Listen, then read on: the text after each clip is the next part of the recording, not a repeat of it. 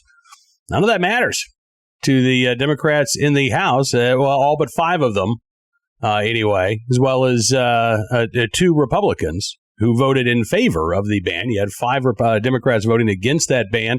Ultimately, it passed with 1 vote to spare, right? 217 votes in favor. It takes 216 right now to pass the bill, and Democrats are able to get it done. So, I'm not particularly concerned about the bill getting to Joe Biden's desk. What I am concerned about are Democrats continuing to insist that our right to keep and bear arms is not a real right, and continuing to argue that the best way to reduce violent crime, including the infrequent number of active shooter incidents, is to target legal law-abiding gun owners and our right to keep and bear arms. This is, again, something that Democrats are doubling down on in the wake of the Bruin decision. And gun owners, we have got to be active. We've got to be engaged. And frankly, we need to be talking about just how bad an idea this gun ban is, not only in terms of the unconstitutionality of it, but the fact that this won't stop the very incidents that Democrats are using this legislation as a talking point for, right? Remember, if we ban these guns, then we can stop these types of horrific attacks. If you don't support banning these guns, well, you must be in favor of murdering school children. I mean, that's the argument that we heard from Democrats on Friday afternoon. And we've got to push back and say, listen, your ban isn't going to do anything to make anybody any safer. If somebody is committed to the idea of slaughtering innocents, well, first of all, the 24 million so-called assault weapons that are still out there on the streets, right? They could always get access to those. But more importantly, they could also use a handgun or a shotgun, which aren't covered under the so-called assault weapons ban. There is no way to ban our way to safety here. We've got to start looking again at the fact that in almost every one of these cases, there were red flags, there were opportunities to intervene that were not taken. We've got to do a much better job of identifying these individuals beforehand. Again, the evidence is often there, and ensuring that they either get the mental health treatment that they need or that the criminal justice system steps in as soon as appropriate. And again, in too many of these cases, what we've seen is a failure to act. Not only in the hallway outside of a classroom at Robb Elementary in Uvalde, Texas, but an inability or an unwillingness to act in the weeks or months before an active shooter walked onto a school campus or into a grocery store and opened fire. Now, we're going to be talking on the show today with Jim Wallace, head of the Gun Owners Action League in Massachusetts. The Massachusetts legislature just wrapping up its legislative session, and gun control was sort of slipped in at the last minute, or at least there was an attempt to slip gun control legislation in at the last minute. Let's get an update from Jim Wallace about where things stand right now in, as he calls it, the Second Amendment battleground state of Massachusetts. Jim, thanks so much for coming on the program. It's great talking with you today. Hey, as always, welcome back to the Second Amendment battleground state, right? So, yeah, and it is definitely a battleground. So did the legislature adjourn? Are they done for a few months? I think right now they're walking zombies because apparently they pulled almost a 24-hour session the last day. Of course, according to the Constitution, they're supposed to stop at midnight Sunday, but from what I was told, they were there till at least 7:30 this morning, still voting. So, they suspend rules that are inconvenient to them all the time, and Hmm. you know, for thee, not for me, right? So, Exactly. Yeah. yeah. So do we know what kind of damage has been done to gun owners in the Second Amendment over the Well, past couple of days? what we understand, and of course, the history of this is, a week and a half ago, it was a Thursday, with no warning, not even a courtesy of a phone call. The House stuffed gun language in as an amendment to a judiciary technology bond bill. And because they stuffed it in as an amendment, it didn't have to have a hearing. So the only way I found out was a reporter called me from the Herald and say, "Hey Jim, what are your thoughts on this?" And I'm like, "On what?" So I was doing accounting work at the goal office, and I'm like, "I don't know what you're talking about." "Yeah, you better make some phone calls." Well, it was weird because we started calling legislators. They didn't know either. So the more people we called, they were like, "Jim, what are you talking about? There's nothing going on today." Yeah, well, apparently there is. So we found it. It was amendment number 13 of all numbers to the bill, and it would have cut our license time from 6 years to 3 years, mandated in-person interviews even for renewals, did take out any mention of restrictions and discretion, but they replaced discretion with suitability. So it's like the shell game. Yeah. Oh no, we removed that. And then you replaced it with something that's exactly the same thing, right? So, Hmm. I didn't give you ketchup, I gave you catsup. So, uh, you know, but the other thing that was still in there was a harassment order, which is a lower level of a protection order. Okay. And they can be serious. I understand harassment orders can be serious. But they can also be a Karen next door that hates you and just complains about you all the time. So that's probably going to have to be something that's run up through the litigation chain at some point just to test it, just like the protection orders were many years ago. Hmm. Now, as far as suitability, in their eyes, they tightened up the language by using there's three terms now. It's reliable, articulable, and confirmable, or something like that, evidence that you would be a threat to public safety. The problem is, in my eyes, under Bruin, that's subjective. And they were very clear you cannot have subjective disqualifications. It has to be a standard for everyone who applies. And once you leave it up to somebody's discretion, oh, sorry, suitability, uh, they, I mean, who knows? Yeah, So, because yeah, well, I just want to make sure I understand this correctly. So they've got these suitability standards that they say are based on, again, like you say, credible, articulable evidence, but all of those are subjective standards, right? So what one chief may see as credible, another chief may see as there's no evidence here whatsoever. right. And, Okay. it could be that, hey, well, you hang out with this person and we know this person has done this. And, the only thing we're hoping with this, of course, that again, too, I think, because what kills me is Kavanaugh kind of opened the door for suitability, um, Hmm. concurring opinion, and that's what they're hanging their hat on. So I think that's something, again, that's going to have to go through the litigation chain with the right person and the right circumstances.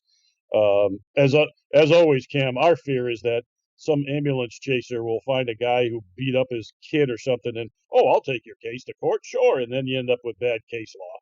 So, but the suitability standard, I think, will have to be litigated up through the chain. The other thing is we're hoping and we're working with attorneys because this is different, and the courts have to recognize it as different. Will this actually create a system of appeals where the rules of evidence apply? Because right now, the chiefs don't have to give you any evidence. You go to court, Hmm. you have to prove you're suitable. So will this change the way it should have been in the first place? where the burden is on the state to prove their case, and they have to provide your attorney with the evidence. And once they get into court, they can't change that. It has to be what they gave you. Yeah. And that's interesting too, because I mean, again, if we're talking about a right, as we are, then to me, the presumption is you start with that right. Yeah. You are presumed to have access to that right, whether it's your freedom of speech or your right to keep and bear arms. You're right. The standard should be on the state to prove that you are somehow disqualified from exercising that right, not that the burden is on you to prove that you are able to exercise your Second Amendment rights. It's further complicated too by a U.S. Supreme Court, and I forget, 8 years ago, something like that, called Logan, where they actually, and I'd rather drill a spoon through my head than reread that thing, in a really contorted opinion, they separated access to the license from your rights being intact. And they said just because you can't access a license, you still have your rights, you just can't access your license. And the final ruling was, because they didn't revoke your rights, they just rejected your access to the license, you can't restore a right that was never revoked. So chew on that one for a little while. Yeah, I was going to say, I mean, okay, well, if you need the license in order to exercise your rights, by revoking the license, it seems like you've been stripped of your rights. But okay, well, like look, your wife saying, you can sleep in your bed, but you can't come in the house. Right. Yeah. Well, as you say, that decision is now 8 years old, and maybe it is a new day on the Supreme Court. But in the meantime, I mean, it sure seems like the lawmakers in Massachusetts, from Governor Baker on down, have responded to the Supreme Court decision. It seems to me by taking steps to obey the letter of the law in terms of dropping the shall issue language, but I mean, it really seems like they're thumbing the nose of the court when it comes to the spirit of the law. Absolutely. Matter of fact, and I was not shy about this. I've said this to a lot of journalists. When that decision came down, the reaction, not just from Mass, but of course you've seen it in New York, California, Jersey, whatever. I said, I have never seen in my lifetime so many people who identify as progressives that ran to the microphones to emulate Governor Wallace of Alabama after Brown v. Board of Education. I'm not shy about saying that at all, because that's exactly what they did.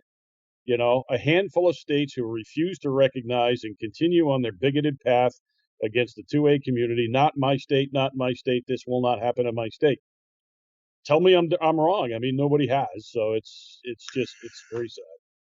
Listen, I'm with you. I mean, I live outside of Farmville, Virginia. A lot of people don't know this, but back during Brown versus Board of Education, the majority of the individual plaintiffs actually were residents of Prince Edward County, Virginia, where Farmville's located. And Jim, like you, man, I've had that same reaction where you've got people who are, in essence, standing in the door of the courthouse, saying, you shall not pass. You shall not get your concealed carry license. You shall not exercise your right. We refuse to treat this as a right. And you're right. It's a handful of states that are doing this. Unfortunately, there are tens of millions of people who live in these states who, frankly, are still, I think, being deprived of their constitutionally protected right to keep and bear arms. So what do you think the next step is for the Gun Owners Action League in Massachusetts after all of these new restrictions have been imposed? Well, it looks like the Senate didn't get to finish that part. Sorry, the Senate pulled out the license basically being cut in half to 3 years, and they pulled out the in-person interviews. We found out when we were looking into this, they didn't even consult the chiefs. And the chiefs were angry as you know what, because they said, we can't even handle the system we got now. Now you're going to double our workload on this stuff? And what's with the in-person interviews? Why? If you cannot use discretion anymore, what would be the purpose of an interview? And even in the Attorney General's letter to the chiefs, she said, oh, you can still ask why they want the license. You just can't use it against it. Well, if you can't use it, then why are you asking?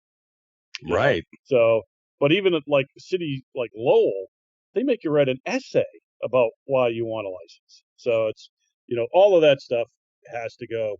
So at least the most egregious stuff is out.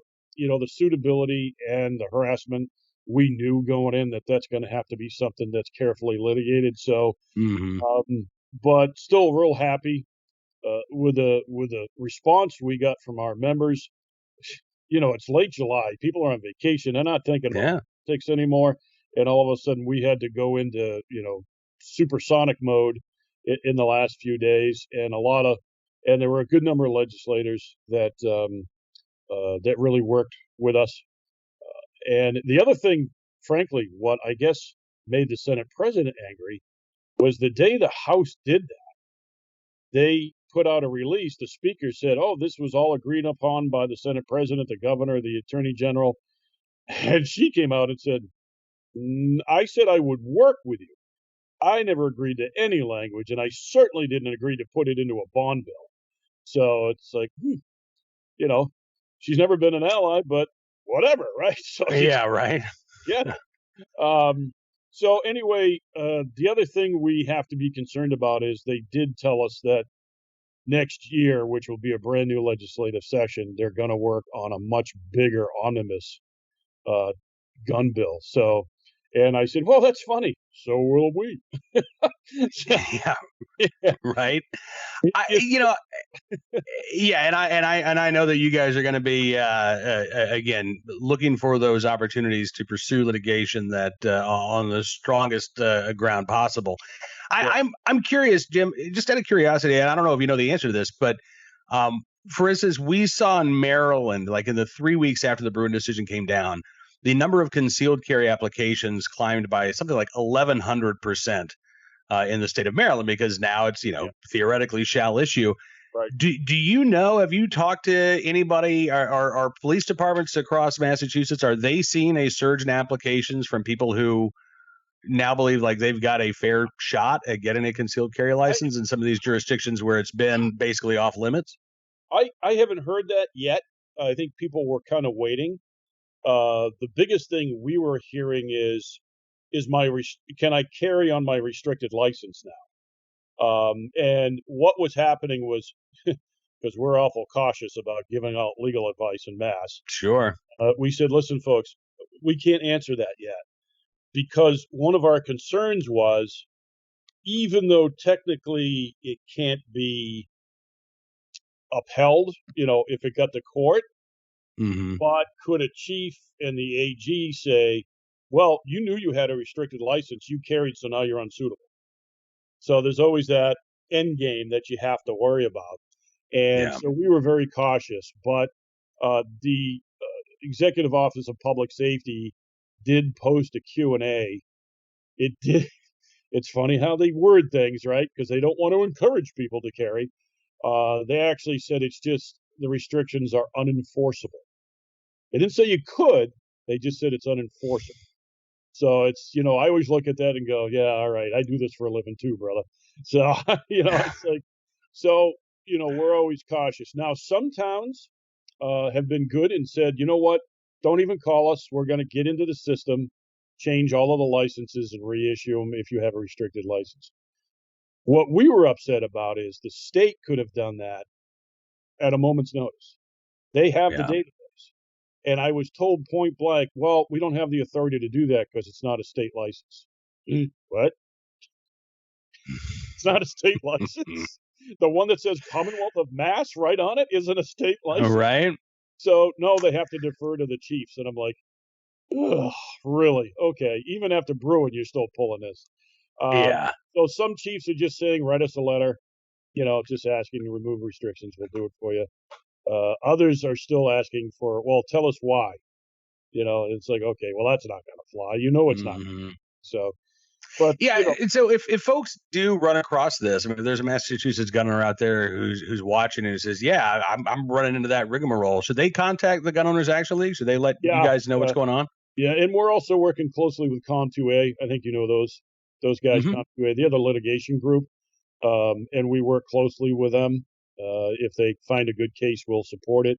It's one of the things, Cam, that we face all the time is get people on social media screaming, "Goal wouldn't take my case."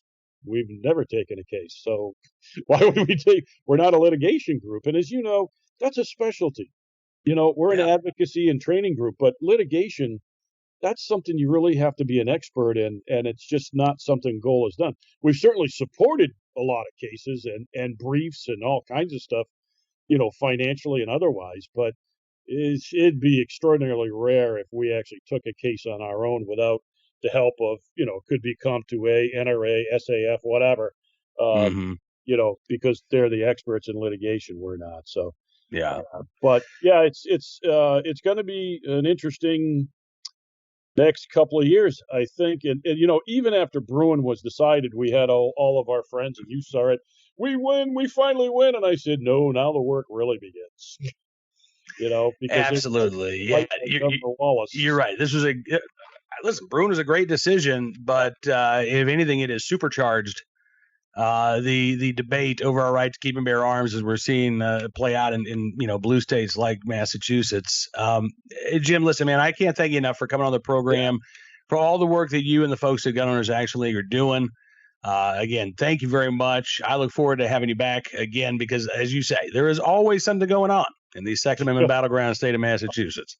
Yes, yeah, you can tell, right?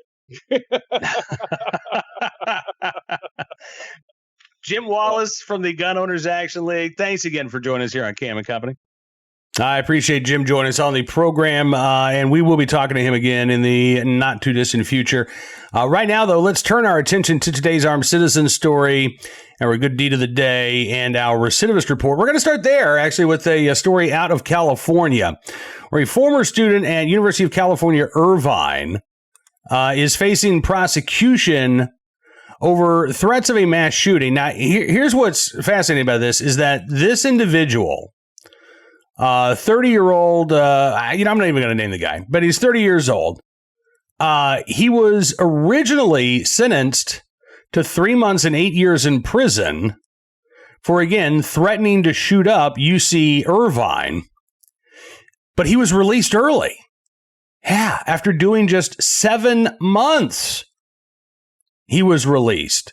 And now apparently he is facing additional charges. The 30-year-old was placed on a psychiatric hold in January of 2020. The University of California Irvine Police Department initially suspected that he intended to engage in self-harm, but then found statements threatening violence against the community, quoting, for instance, the Virginia Tech shooter. So they found about 1,200 rounds of ammunition, as well as an AR-style firearm in January of 2020. He was convicted in March of 2021 of possession of a firearm and ammunition, illegal possession of a firearm and ammunition. Again, sentenced to 3 years and 8 months in prison in March of last year. But after serving just 7 months, he was released in October of 2021. He was arrested again in January of this year after allegedly letting his electronic ankle monitoring battery run out and then refusing to attend a mandated visit with a probation officer. That led to a second search warrant, which also led to receipts for additional ammunition purchases, as well as 5 large capacity magazines, quote unquote large capacity, 10 plus rounds, which were bought in Arizona.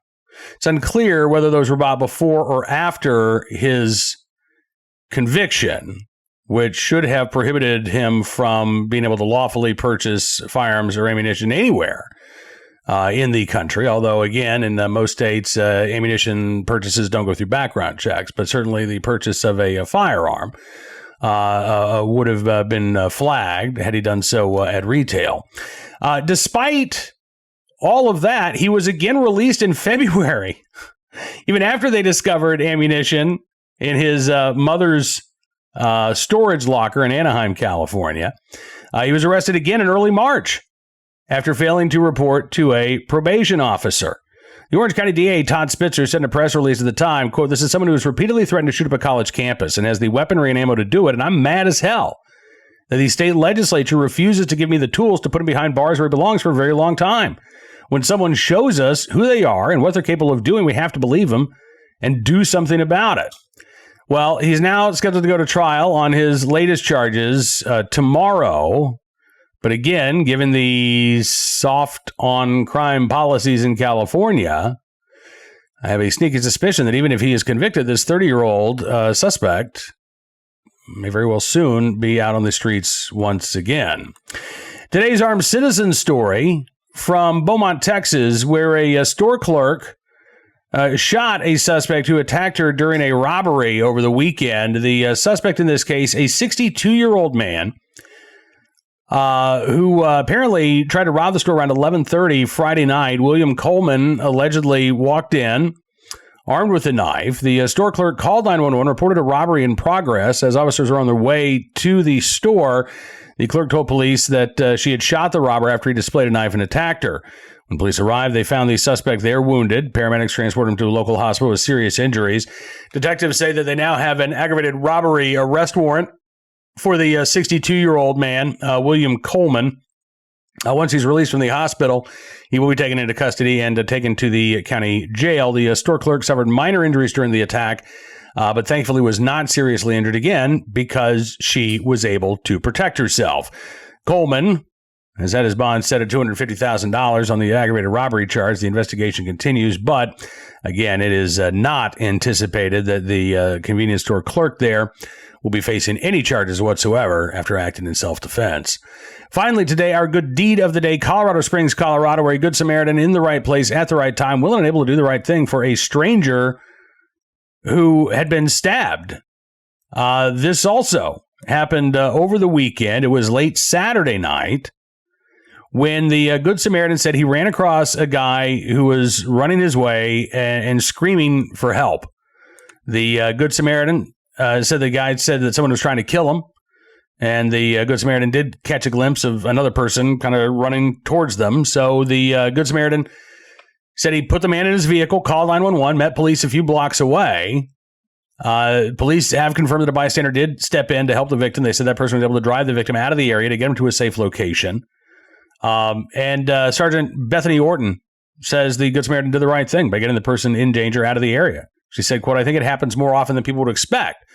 I would say on a daily basis, we have a citizen who is able to help someone who has been the victim of a crime." She said, by the way, there are going to be times when you feel obligated to step in, and in doing so, we just ask that you do so as safely as possible.